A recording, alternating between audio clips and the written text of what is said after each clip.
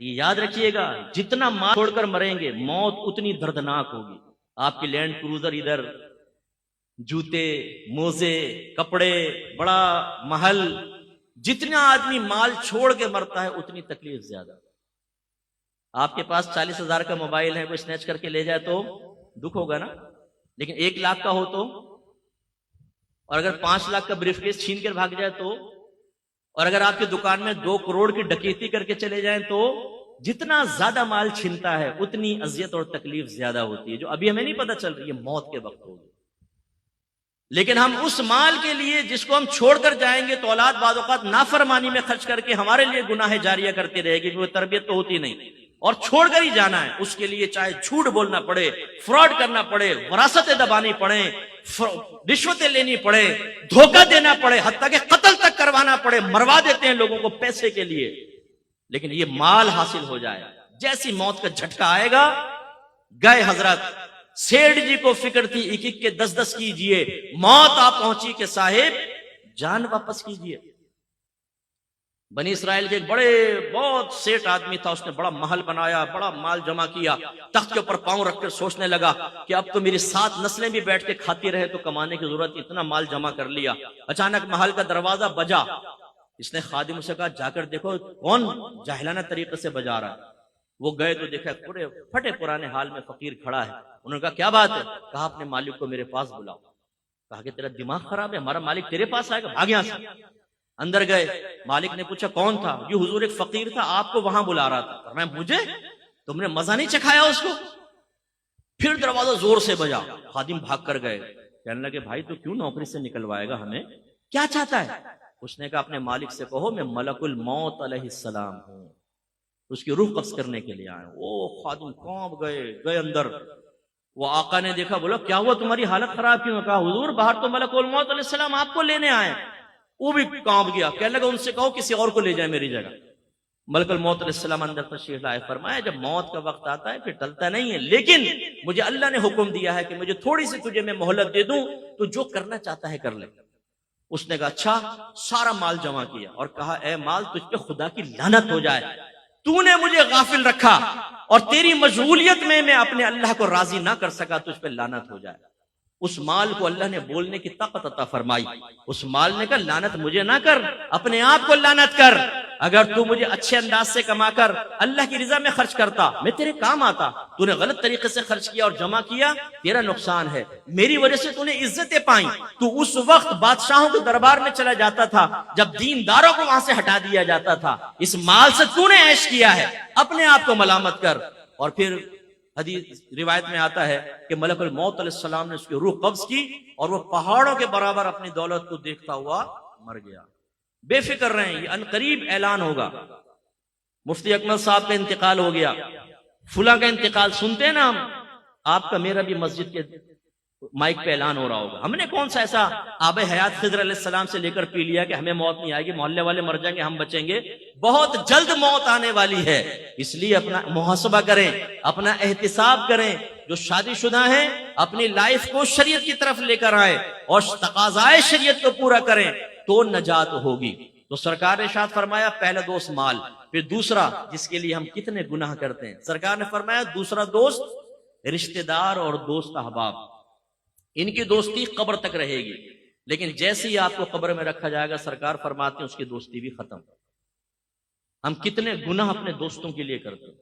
ہم میں سے بہت سے ایسے بیٹھے ہوں گے جو اس مروت میں کہ میرا دوست ناراض ہوگا وہ حرام اور گناہ کبیرہ کرتے ہوں گے، لیکن جب آپ مریں گے نا تو یہ دوست شاید آپ کا جنازہ تک نہیں پڑھیں گے. برا نہیں ماننے کہ میں گراؤنڈ ریلیٹیز پہ کلام کرتا ہوں. جتنے آپ کے دوست ہیں نا ایسی مذاق میں پوچھے گا ذرا جنازے کا طریقہ تو بتا، اور پھر پوچھے گا اچھا جنازے کی دعا تو سنا، وہ کہے گا کچھ نہیں آتا. اس کا مطلب یہ ایسا دوست ہے کہ آپ کا جنازہ پڑھا ہوگا، غیر آپ کے لیے دعا کر رہا ہوگا، غیر آپ پر نماز پڑھ رہا ہوگا. یہ ایسا دوست آپ نے پالا ہے جو مرتے وقت آپ کے لیے دعا تک نہیں کرے گا. اور کتنے میں نے دیکھے ہیں جنازے میں آتے ہی نہیں ہیں، آئے تو پیچھے سے کلٹی ہو جاتے ہیں، دفن تک بھی نہیں ٹھہرتے. یا چلو مروت میں پہنچ گئے تو اس کے بعد ختم. اپنے تمام دوستوں کا بھی ذہن میں لے کر آئیں کون کون آپ کے مرنے کے بعد آپ کی قبر پر آئے گا. ہر ہفتے، چلو مہینے میں ایک بار، چلو سال میں ایک بار. نو کوئی نہیں آتا بھائی. یہ جتنی ویلیو اس وقت میں پبلک کے درمیان حاصل ہوتی ہے نا، 2 منٹ میں موت کے بعد ختم ہو جائے گی اور ہمیں قبر میں سب تنہا چھوڑ کے چلے جائیں گے۔ اور میرے آقا نے آخری بات بیان فرمائی، تیسرا دوست اس کا اچھا یا برا عمل ہوتا ہے، یہ ہمیشہ ساتھ رہے گا۔ اب جو ہمیشہ ساتھ رہے گا اس کے لیے ہم جیسے کوئی آدمی کہے تو کہتے ہیں جی مت کر نصیحت ناصحہ، دل میرا گھبرائے ہے، اس کو دشمن جانو ہوں جو مجھ کو سمجھائے ہے۔ ہمارے ماشاءاللہ یہ کون بیٹھے ہیں جی، عاشقان رسول کو ہمارا سلام ہو۔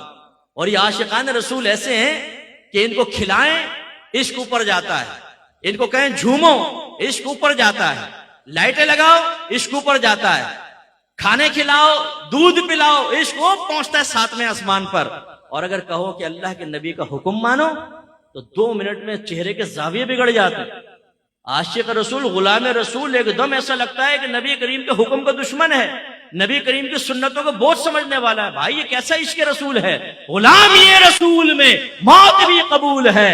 بھائی یہ نعرہ لگا، لیکن غلامی رسول میں داڑھی بھی قبول ہے، یہ نعرہ بھی لگا لو۔ غلامی رسول میں 5 وقت نماز باجماعت پڑھنا بھی قبول ہے، نعرہ لگاؤ۔ غلامی رسول میں تمام گناہ چھوڑ دینا بھی قبول ہے، نعرہ لگاؤ۔ غلامی رسول میں صرف اس کے حلال کمانا یہ بھی قبول ہے، نعرہ لگاؤ۔ غلامی رسول میں اپنے بیوی بچوں کی اچھی تربیت کرنا یہ بھی قبول ہے۔ ہمارے نبی کرم فرماتے نا، آخری میں کرم فرماتے نہیں فرماتے، بولے رحمت للعالمین ہے۔ اگر ہرنی بھی بے چین ہو تو میرے سرکار بے چین ہو جاتے ہیں نا۔ سرکار ہمیں دیکھ رہے عقیدہ ہے، چاہیں تو اللہ کی عطا سے دیکھ سکتے ہیں، دل کے خطرات تک پر واقف ہے میرے آقا صلی اللہ علیہ وسلم، اللہ کی عطا سے چاہیں تو اس محفل میں تشریف لا سکتے ہیں، اتنا کرم۔ لیکن اس عاشق رسول سے اگر آپ یہ کہیں کہ تم ایسا کرو، اپنے گھر کا دروازہ بند کر کے بیوی بچوں کو کمرے میں بند کر دو اور سرکار سے فریاد کرو یا رسول اللہ کرم فرمائے، آپ کا عاشق کمرے میں بند ہے، کمائے گا نہیں، آپ ہی کھانا دیں گے، سب کچھ رحمت للعالمین انشاءاللہ دیں گے آپ کو، یار مرنے کو ہی دیں گے۔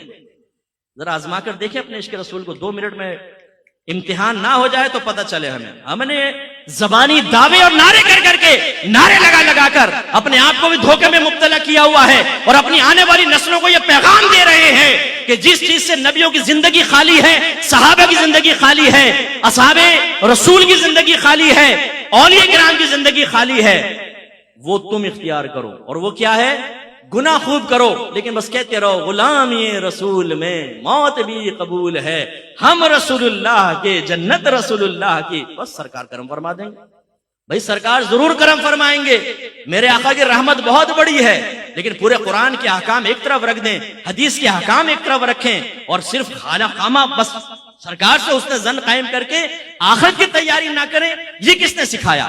تو پھر وہی میں نے آپ کو امتحان میں ڈالا ہے۔ جب آخرت کی تیاری کے سلسلے میں آپ کو نبی پر اتنا بھروسہ ہے میرے سرکار بخشوا لیں گے، تو پھر سرکار دنیا میں بھی آپ کو دینے پر قدرت رکھتے ہیں۔ چھوڑ دیجئے کاروبار، چھوڑ دیجئے نوکری، بند کر دیں سب، صدیق اکبر رضی اللہ تعالیٰ عنہ کی طرح سب اللہ کی راہ میں اڑا دیں اور ایک بند کمرے میں بیٹھے دیکھیں سرکار کرم فرمائیں گے۔ آزمائیں ذرا۔ نہیں مفتی صاحب ہمارا دماغ کام کرتا ہے، ایسا کیسے ہو سکتا ہے؟ بھائی ٹھیک ہے، محبت اپنی جگہ، دنیا کے لیے کام تو کرنا پڑتا ہے، بس بھائی ہاتھ جوڑ کے یہ عرض کرتا ہوں آخرت کے لیے بھی کچھ کرنا پڑتا ہے۔ وآخر دعوانا الحمدللہ رب العالمین۔